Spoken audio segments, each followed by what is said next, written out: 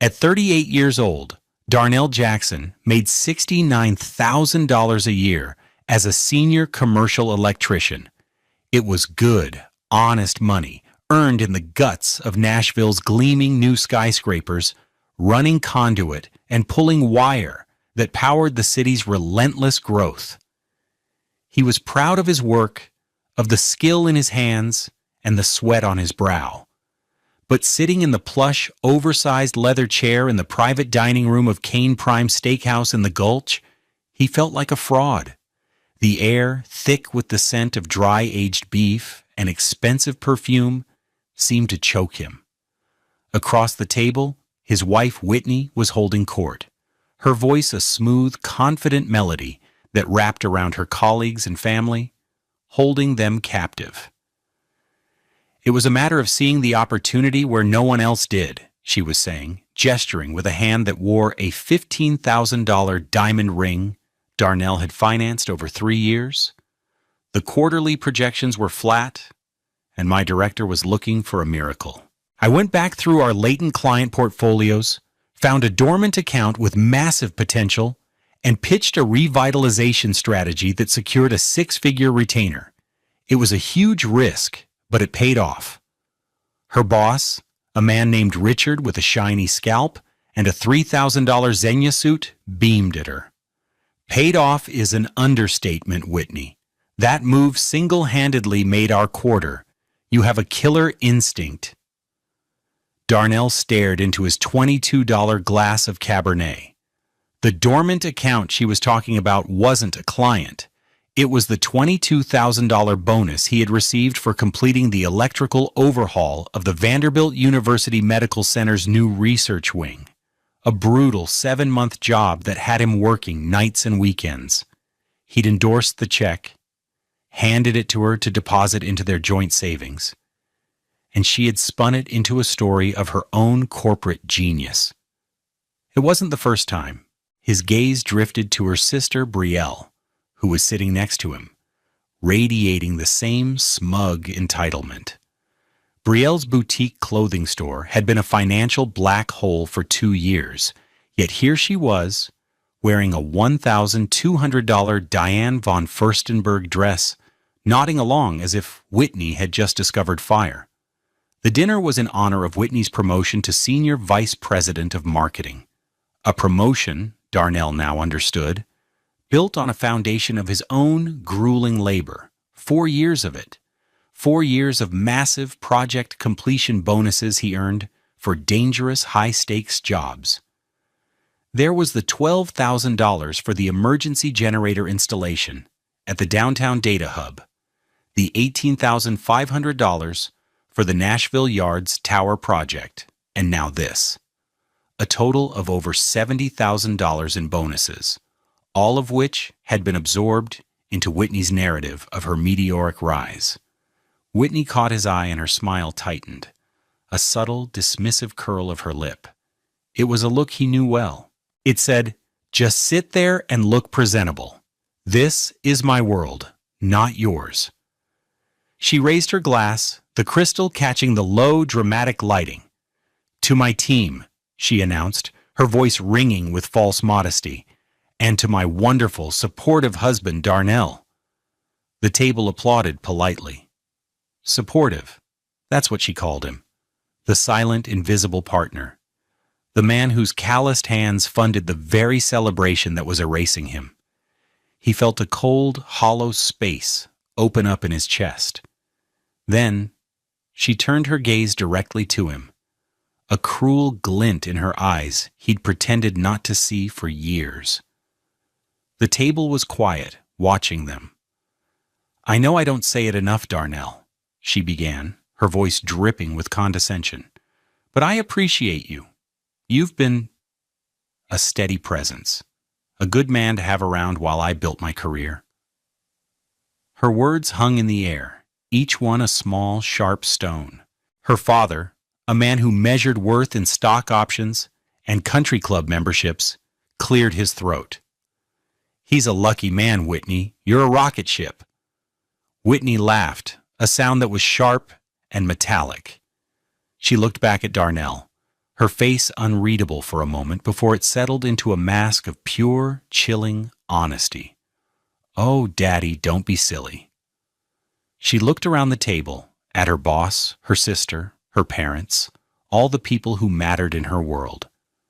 Then her eyes landed back on Darnell, and she delivered the final, devastating blow. "I never loved you," she said, her voice conversational, as if discussing the weather, "and everyone at this table knows it."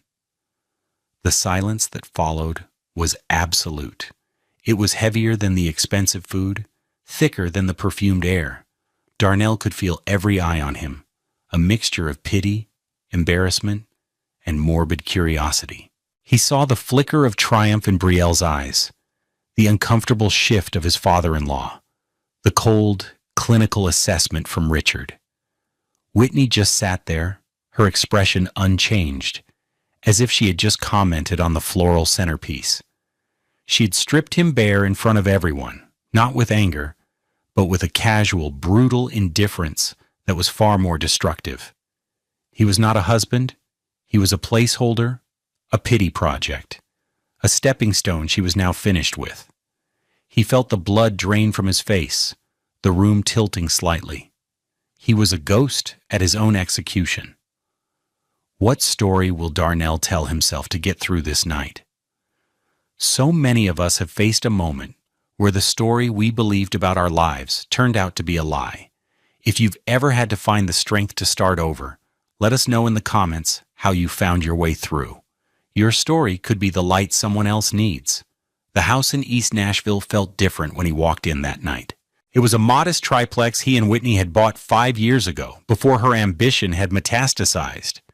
They lived in the main 2-bedroom unit, renting out the other 2 apartments. It was supposed to be their starter investment, but while Whitney's career had soared, they had somehow never managed to save enough to move. Now he knew why. The money hadn't been saved. It had been spent. On her life, her image, her lie. The worn floorboards, the faint scent of the lemon cleaner he used, the solid weight of the oak front door. It all felt more real, more his, than the sterile glass-walled condo in Green Hills she was always talking about buying. That was her dream, a $430,000 status symbol. This little triplex, with its scuffed baseboards and a garden he tended out back, was his reality.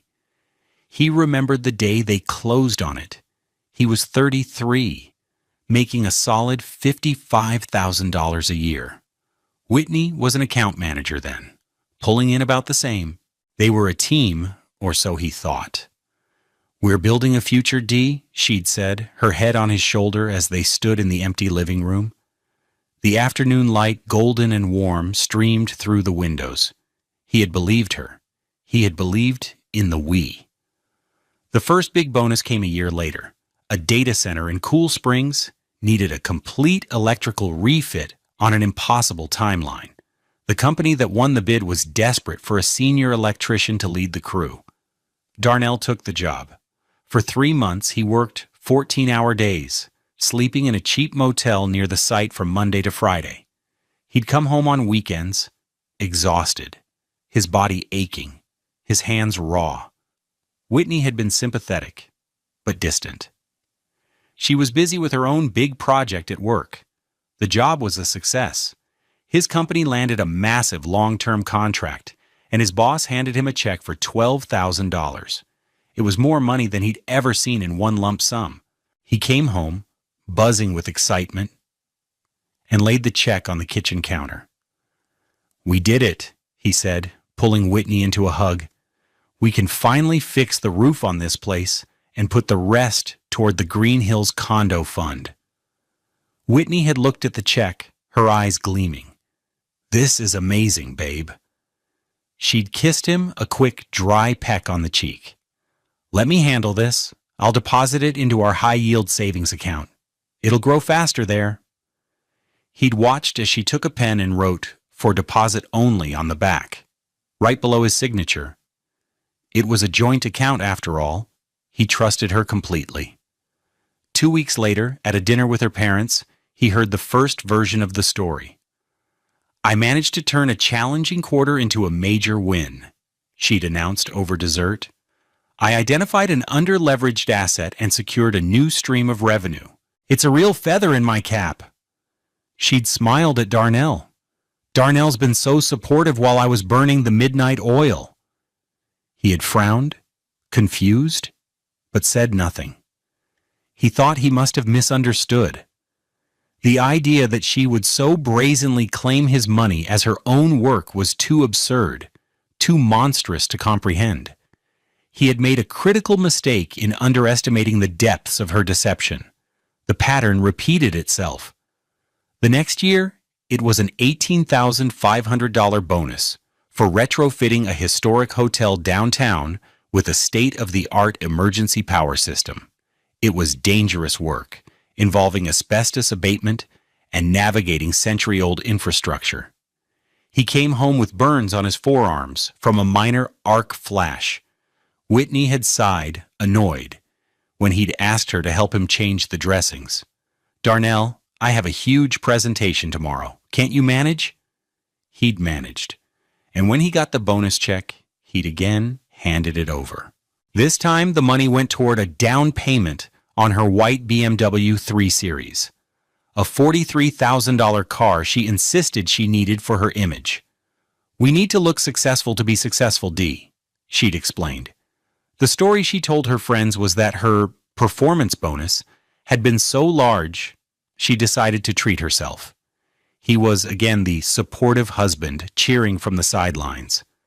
The cruelty escalated in private, in 1,000 small cuts.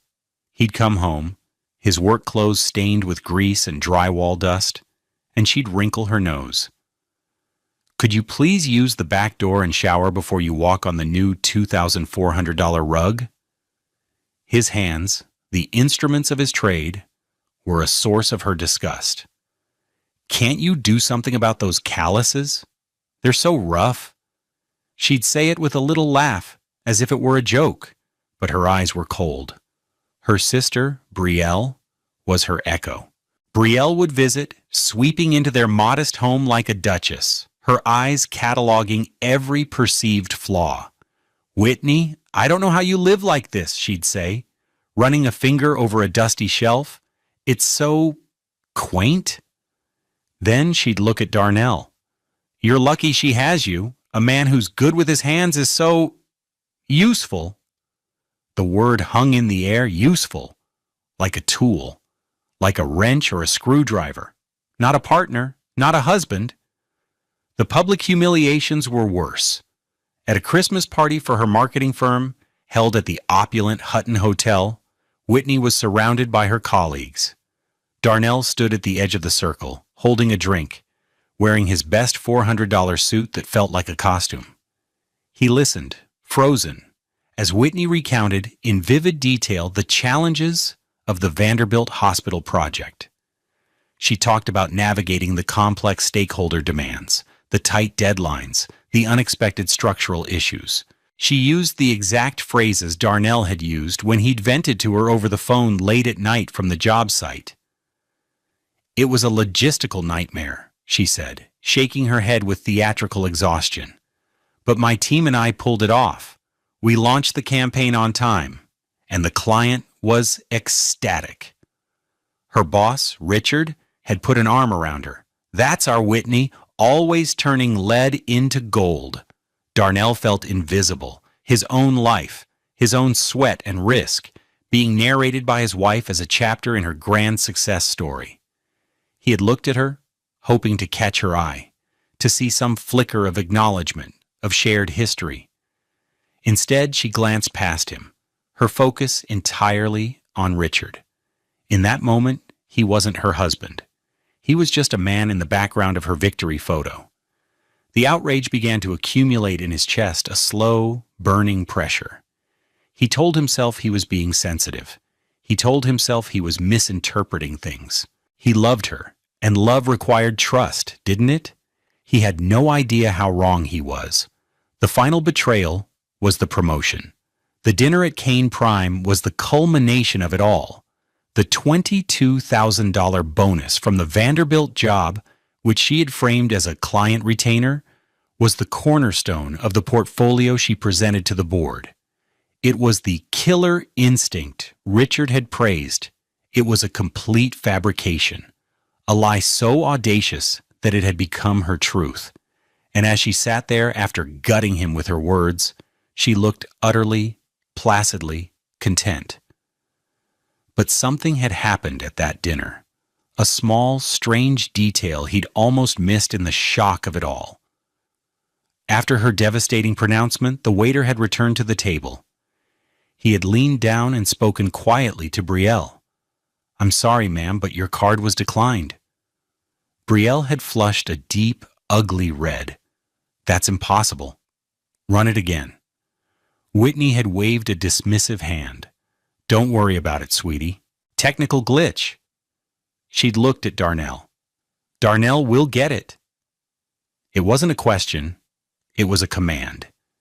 He had taken out his own credit card, his simple, no-frills Visa, from his local credit union, and paid the $1,874.50 bill. As he signed the slip, his phone, which he'd set to silent, buzzed on the table.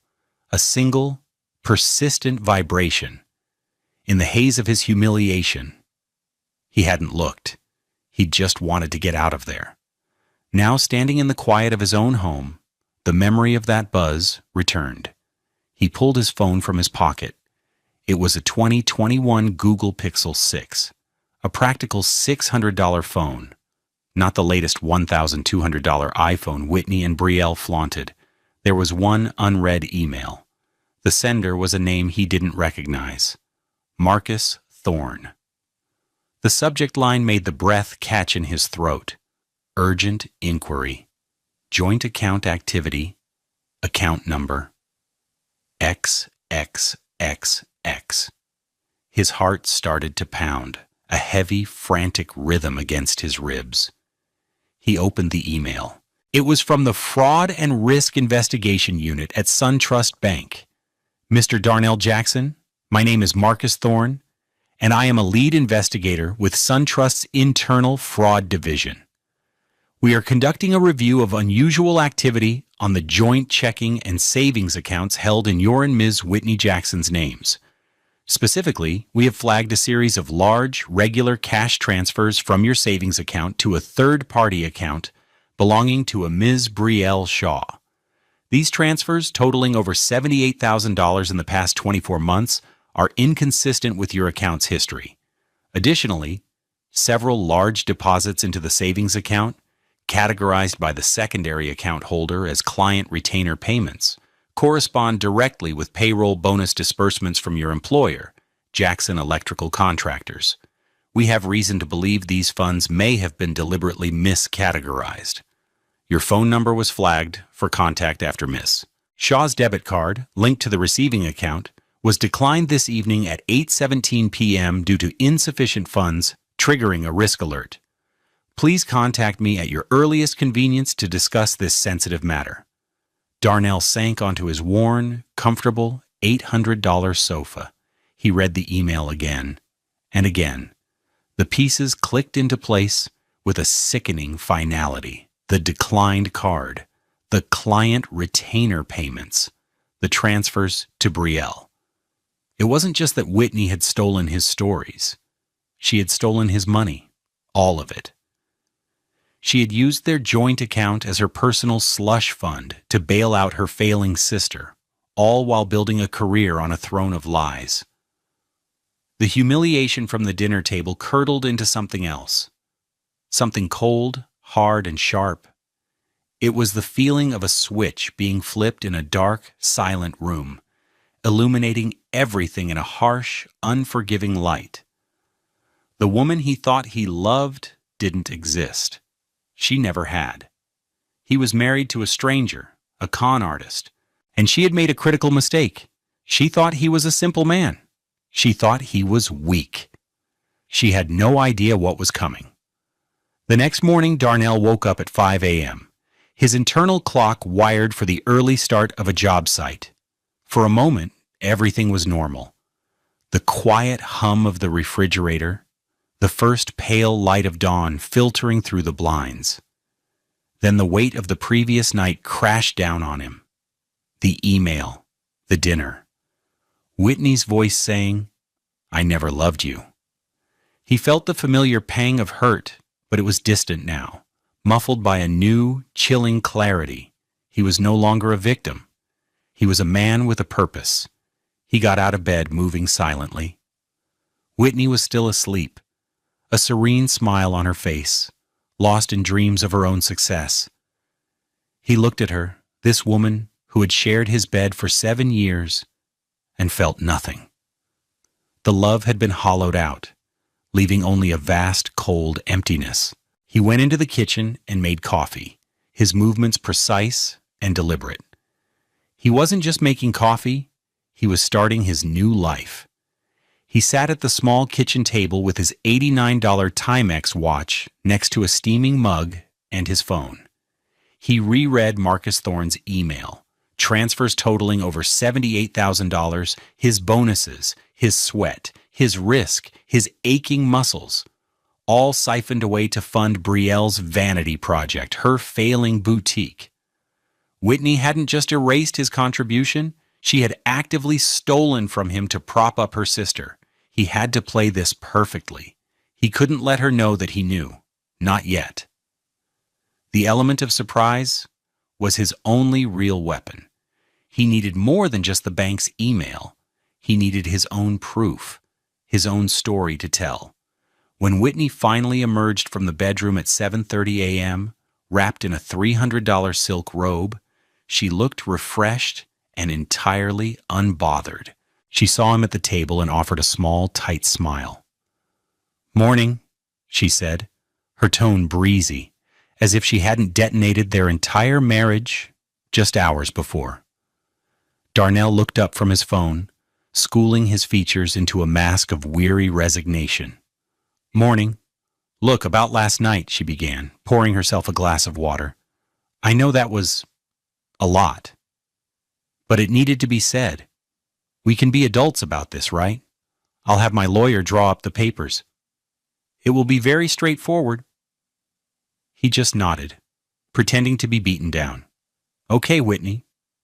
"Good." She seemed pleased by his lack of fight. She thought he was broken. Perfect. "I have a busy day. Big meeting with the board about the new strategic direction." She paused, then added, "Don't worry, I'll be fair in the settlement. You can even stay here in the triplex for a few months while you figure things out." The condescension was breathtaking. She was offering him his own home as a temporary kennel. He just sipped his coffee. "Thanks. That's generous of you." She smiled, a genuine, satisfied smile this time. The pity husband was playing his part beautifully. She had made a critical mistake. The moment she left, a whirlwind of expensive perfume and ambition, Darnell went to work. He called the number in the email. Marcus Thorne. The voice was calm, professional. "Mr. Thorne, this is Darnell Jackson. You emailed me last night." "Mr. Jackson, thank you for calling me back so promptly. I understand this must be difficult. Do you have time to talk?" "I have all the time in the world," Darnell said. For the next hour, Marcus Thorne walked him through the bank's findings. The investigation had actually started 2 weeks prior, triggered by Brielle attempting to secure a business loan using her account statements as proof of income. The loan officer had noted the large, regular inflows from a personal savings account and flagged it as unusual. That had started the internal review. The deposits from Jackson Electrical, clearly marked as payroll, being recategorized as client retainers in Whitney's own notes on the banking app, was the smoking gun. It suggested intent to deceive. "Your wife has been using your bonus income to create a false paper trail of her own success while simultaneously funding her sister's business," Thorne explained. "From the bank's perspective, this has elements of wire fraud and deliberate misrepresentation of assets. Because it's a joint account, it's messy, but your cooperation is key." "What do you need from me?" Darnell asked, his voice steady. "We need you to corroborate that you were not aware of these transfers or the recategorization of your bonus deposits.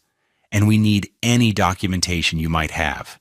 Pay stubs, employment letters, anything that ties those specific deposit amounts to your name and your work." "I have all of it," Darnell said. He had kept every pay stub, every letter from his boss, congratulating him on a job well done. He was meticulous that way. "I'm looking at a folder of them right now." After the call, he booked an appointment with a lawyer. He didn't go for the flashy downtown firms Whitney would have chosen. He found a woman named Aaliyah Vance online. She was a former prosecutor who had started her own family law practice in a modest office building in Midtown. Her reviews were stellar, describing her as a shark in a cardigan. Her rate was $650 per hour. He booked a consultation for that afternoon and paid the fee with his own credit card. He spent the rest of the morning feigning normalcy. He did a load of laundry. He cleaned the kitchen. He acted like the defeated husband Whitney expected him to be. At 1 p.m., he got in his 2012 Toyota Camry with 187,000 miles on it and drove to Aaliyah Vance's office. Aaliyah was a sharp, intelligent black woman in her 40s, with her natural hair styled in elegant twists and a gaze that missed nothing. She listened intently as Darnell laid out the entire story, from the first bonus to the humiliating dinner to the email from the bank. He pushed a folder across her desk. In it were copies of his pay stubs, the letters from his boss, and a printout of Marcus Thorne's email. She read through everything in silence, her expression unreadable. When she finished, she looked up at him. "Mr. Jackson," she said, her voice calm and measured, "your wife isn't just an adulterer of the heart, she's a thief, and she's incredibly sloppy." She leaned forward. "Here is what we are going to do.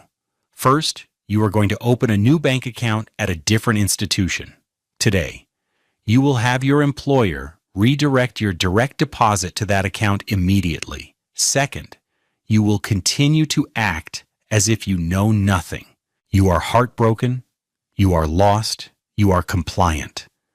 We need her to feel secure and in control. Third, I will coordinate with Mr. Thorne at the bank. The fraud investigation will proceed. When they have completed their report, they will freeze the joint accounts. At that exact moment, I will have a process server deliver divorce papers to your wife at her office." Darnell felt a surge of adrenaline. This was a plan. This was action. "What about the triplex?" "This house?" Aaliyah asked, tapping the address on his client intake form. "You bought it together, before the bonuses started rolling in, correct? With funds from both your salaries?" "Yes." "Then it's marital property.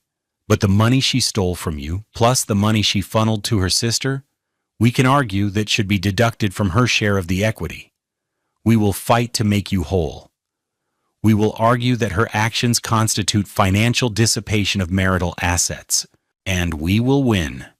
She gave him a thin, confident smile. "She thinks she's a master strategist, Mr. Jackson. We're going to show her what a real strategy looks like." He left her office feeling 10 feet tall. The fog of shame and hurt had burned away, replaced by a cold, hard resolve. He drove straight to a branch of his credit union and opened a new account. He called his company's HR department and changed his direct deposit. The first steps were taken. That evening, he had to play the part again. Whitney came home, flushed with success from her big meeting. She barely glanced at him as she dropped her $6,000 Bottega Veneta handbag on the counter. "I need you to do me a favor," she said, pulling a bottle of San Pellegrino from the fridge. "My parents are having a small get-together on Saturday to celebrate my promotion. I need you to be there. We need to present a united front for a little while longer, for appearances." A united front? He almost laughed. She wanted to use him as a prop one last time. "Sure, Whitney, whatever you need." "Good," she said, not even looking at him. "And try to wear something decent. not that old suit. For the next 3 days, he lived a double life. By day, he was on the phone with Aaliyah and Marcus, providing documents, signing affidavits, and building the case. He went to work, pulling wire at a new construction site on Music Row, the familiar grounding work a balm to his frayed nerves. At night, he was the sad, pathetic husband, watching TV on the couch while Whitney tapped away on her laptop, probably drafting press releases about her own brilliance. The tension was almost unbearable.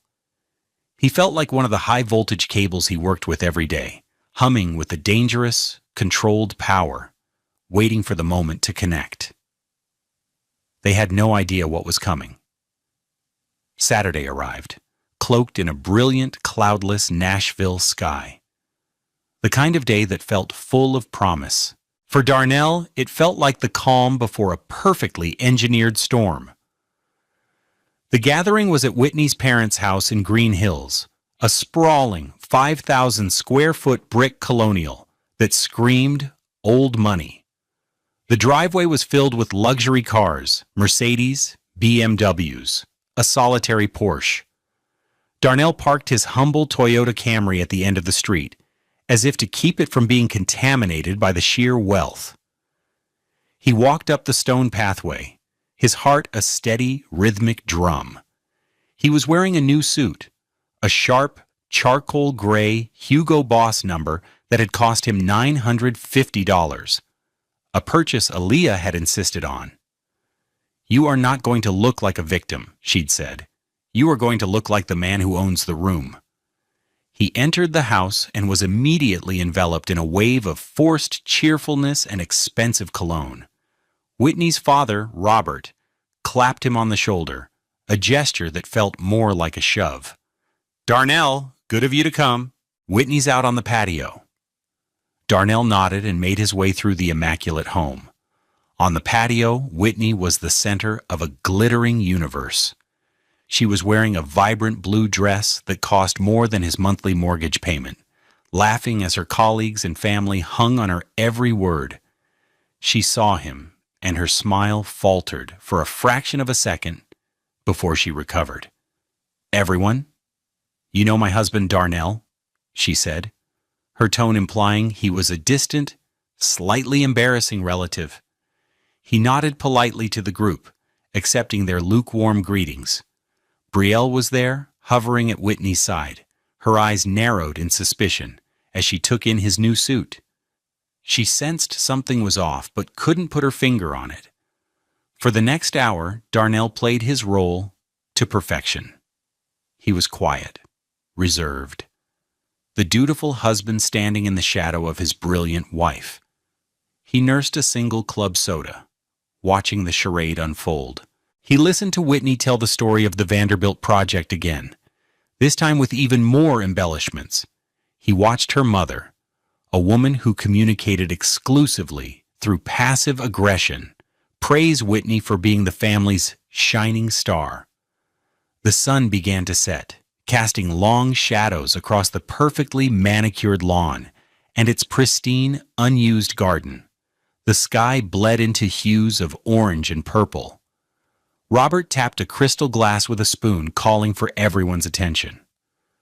"I'd just like to propose a toast," he said, beaming with pride. "To my daughter, Whitney. From the day she was born, we knew she was destined for great things. She has worked so hard with integrity and grit to get where she is today, senior vice president. It's a testament to her character. To Whitney." "To Whitney," the crowd echoed. As they drank, Whitney caught Darnell's eye over the rim of her champagne flute. She gave him a tiny, triumphant smirk. This was her victory, and he was nothing more than a footnote. This was the moment. Aaliyah's instructions were clear. Wait for the peak of her hubris. Darnell set his glass down on a nearby table. The small clink of glass on stone seemed to cut through the chatter. He took a half step forward. "Excuse me," he said. His voice wasn't loud, but it was clear and steady, and it carried an unexpected weight. The conversations on the patio sputtered and died. Everyone turned to look at him. Whitney's smile froze on her face. Darnell? What is it? He looked directly at her father. Robert, you said Whitney achieved this with integrity. I'm afraid that's not entirely true. A collective gasp went through the small crowd. Robert's face darkened. What is the meaning of this, Darnell? The meaning, Darnell said, his gaze sweeping over the stunned faces before landing on Whitney, is that this entire promotion, this entire celebration, is based on a lie. Whitney's face went white. Darnell, stop it. You're embarrassing yourself. Am I? Darnell reached into the inner pocket of his new suit jacket. He pulled out a slim file folder. Let's talk about that killer instinct you have, Whitney. Let's talk about the dormant client account you revitalized. The one that secured a six-figure retainer. He opened the folder. Funny, because I have a pay stub here from my employer, Jackson Electrical, for a project completion bonus. The project was the Vanderbilt Medical Center overhaul. The date is October 17th. The amount is for $22,350 before taxes. He held up the paper. And I have a bank statement here from our joint savings account showing a deposit for that exact same amount 2 days later, which you personally categorized in the banking app as a client retainer payment VMC account. The silence was deafening. He could see Richard, her boss, looking from the paper to Whitney, his expression shifting from confusion to dawning horror. That's not all, Darnell continued, his voice devoid of emotion. He was simply stating facts. He pulled out another sheet. There was also the $18,500 bonus from the Nashville Yards Tower project. You told your friends that was your performance bonus that paid for your BMW. But it was my performance, wasn't it, Whitney? And the $12,000 bonus for the data hub job? The one you used as a story at your parents' dinner table 2 years ago? He repeated her own words back to her. You said, I identified an under-leveraged asset and secured a new stream of revenue. The asset was my paycheck. Whitney was trembling, her mouth opening and closing with no sound coming out. Brielle rushed to her side. He's lying. He's a bitter, jealous man who can't stand to see her succeed. Darnell turned his cold gaze on Brielle. And you? Let's talk about you, Brielle. He pulled another document from the folder. It was a summary of the bank's internal investigation, which Aaliyah had been forwarded that morning. For the past 2 years, Whitney has been transferring money from our savings account to you. My money. A total of $78,400. You used it to fund your failing boutique and to try and fraudulently secure a business loan. SunTrust Bank's fraud division has been investigating you for 2 weeks. Brielle looked like she had been struck. Her face crumpled. At that exact moment, Darnell's phone vibrated in his pocket. It was a text from Aaliyah. A single, powerful word. Done. He looked up at Whitney, whose face was a mask of disbelief and terror. Her entire world was collapsing in real time, in front of everyone who mattered to her. Her boss, her parents, her friends. She finally found her voice, a strangled whisper. You can't prove any of this. Darnell held up his phone, showing her the screen with Aaliyah's text. Then he looked her dead in the eye, and with quiet, devastating finality, he said the 2 words that would end her life as she knew it. Account frozen. Nobody spoke. The only sound was the gentle whisper of the evening breeze and the distant Nashville traffic. Whitney stared at him, her eyes wide with the full, catastrophic understanding of what he had done. He hadn't just exposed her lies. He had coordinated with the bank. He had hired a lawyer. He had planned this with cold, methodical precision. He had taken everything she had built her life on and in the space of 5 minutes, turned it to ash. The pity husband was gone. In his place stood a man who had finally claimed his own story. He turned without another word and walked away from the wreckage, the setting sun at his back. The fallout was immediate and catastrophic, a cascade of consequences that dismantled Whitney's carefully constructed world, piece by piece. The silence on that patio was just the opening act. First came the professional implosion. Richard, her boss, had pulled her aside before Darnell's car had even reached the end of the street. The conversation was brief and brutal. On Monday morning, Whitney was called into a meeting with HR and the company's legal counsel. The evidence was irrefutable. Darnell, through Aaliyah, had already forwarded the bank investigator's summary and copies of his pay stubs to the company's general counsel. Whitney had built her promotion portfolio on fraudulent claims. She had misrepresented company assets by framing his bonuses as her own business development wins. It was an ethical and legal minefield. She was fired on the spot, her termination effective immediately. She was escorted from the building by security, carrying her personal effects in a cardboard box, a humiliating walk of shame past the colleagues who had toasted her just 2 days earlier. The company, fearing a lawsuit from Darnell and damage to their reputation, issued a quiet internal memo retracting her promotion and citing gross ethical misconduct. Her career in marketing, built on a lie, was over. She was blacklisted. Next was the financial ruin. The frozen joint accounts were just the beginning. Aaliyah Vance was, as her reviews promised, a shark. She filed for divorce, citing financial fraud and dissipation of marital assets. The $78,400 Whitney had funneled to Betrayal became the centerpiece of the legal battle. Aaliyah argued successfully that this was not just shared money being spent. It was Darnell's specific, non-salaried income being stolen and given away without his knowledge or consent. The judge agreed. In the divorce settlement, Darnell was awarded the full amount of his stolen bonuses, plus legal fees. Whitney's share of the equity in the East Nashville triplex was liquidated to pay him back. What little was left was devoured by her own legal bills. The $430,000 Green Hills condo she dreamed of was now an impossible fantasy. Within 6 months, she was forced to sell her white BMW 3 Series to cover her mounting debts and move into a cramped one-bedroom apartment in a rundown complex in Antioch, a world away from the glamour of Green Hills. Then there was Betrayal. The bank's fraud investigation moved forward with criminal intent.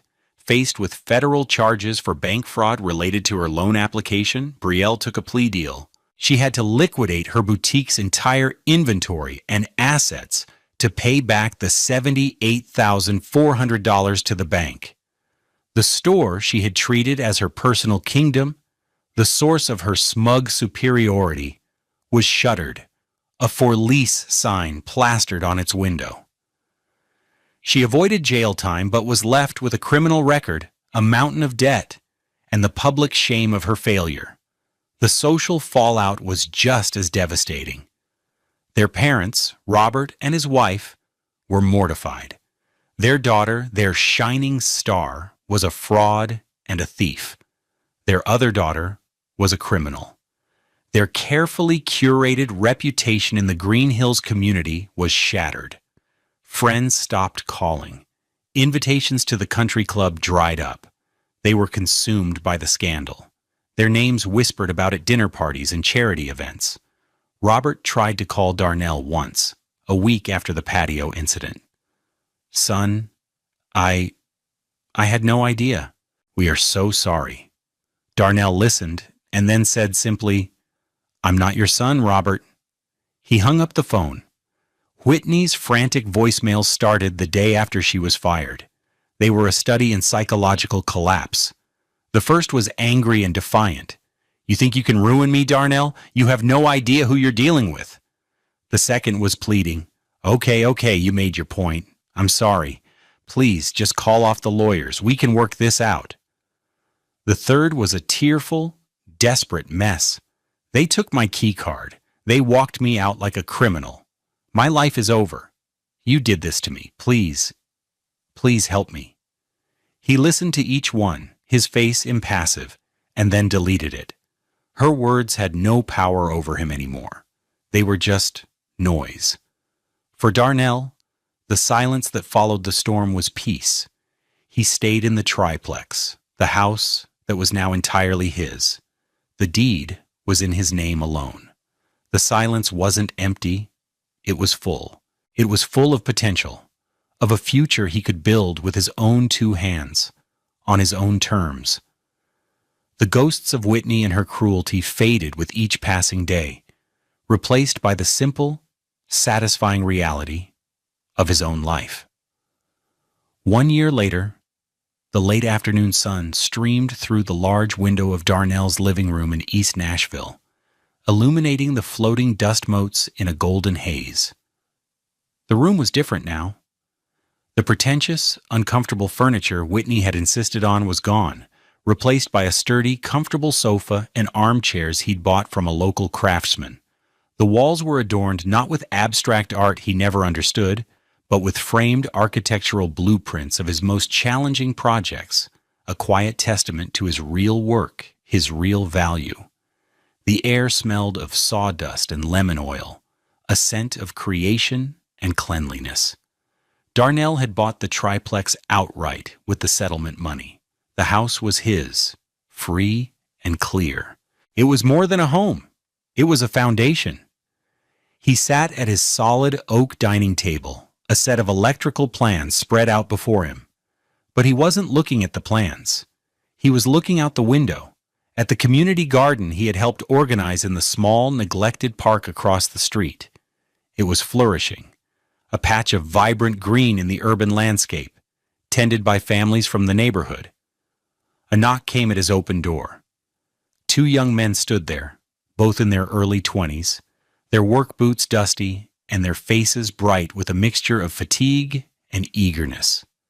They were Marcus and Jamal, the first 2 apprentices in the mentorship program Darnell had started. "Hey, Darnell," Marcus said, holding up a small, intricate piece of bent conduit. "We finished the practice bends. Wanted you to check them before we call it a day." Darnell smiled, a genuine, easy smile that reached his eyes. He had rented the other 2 units of his triplex to his apprentices at a heavily subsidized rate. He wasn't just their boss or their landlord, he was their teacher. He was passing on the skills that had saved him, the trade that had given him a sense of worth when everything else had been stripped away. He took the piece of conduit, his calloused fingers expertly tracing the smooth, perfect 90-degree angles. "This is good work, Jamal," he said. "Clean, precise. You're getting the feel for it." Jamal, who was usually shy, beamed with pride. "Thanks, Darnell. You're a good teacher." "It's because I had good teachers," Darnell replied, his voice warm. He looked at these 2 young black men, so full of potential, and saw a reflection of his own journey.